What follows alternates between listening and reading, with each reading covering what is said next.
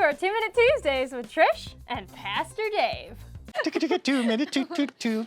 We're back upstairs in the game Yeah, room, youth of course room. we are. You know what we're getting ready for up here? What are we getting ready Christmas! for? We always do Christmas up here. Next week you're going to see Christmas presents and stuff behind us. It will be so lovely. But before we get there, I think we have another normal question, right? Yes, we have one more Non-Christmas? normal question, and then we'll do some Christmas questions next week. Woo! Love it. All right. Our normal question is from James. Normal James. It's a normal name. That's good. All right, he asked, you often point out the parts of the Bible that are not literal, like metaphors and stories. What parts do you think are literal or have to be taken literally? Is it all just figurative? Oh gosh, good question. So let's start with the one thing that I think has to be, which is there has to actually be a Jesus Christ.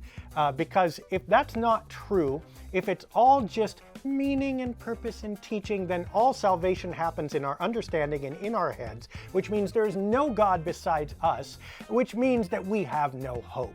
And notice how we scratch and claw to make Jesus kind of not literal. Well, he was a great teacher and he was a great preacher and it was all about teaching us wise ways. No, he really literally had to do more than that. He literally had to save us, which means being present and dying on the cross and rising again. Otherwise, we're only as good as our own heads. So we mess that up. We take the literal parts and make them figurative. Also, I think you can reverse engineer from Jesus certain things that keep him divine. I mean, virgin birth and a couple other things that also probably have to be somewhat literal. The rest, give or take. The truth is, even when we have histories, we don't know exactly what those histories were. When we hear about King David, there was not a biographer typing down everything about him. That story is about a historical figure that was larger than life. It's probably mostly figurative, but that's okay. If it's historical or figurative, that doesn't save us or damn us, right?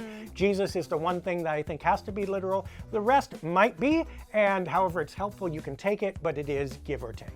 We have a forum at lightofthespirit.church and a Twitter. At Dave Deckard. And an email. Pastor at sov-id.org. All right, we will see you next week for our next video. Literally next week. Literally next week. Not figuratively. Christmas! Yay!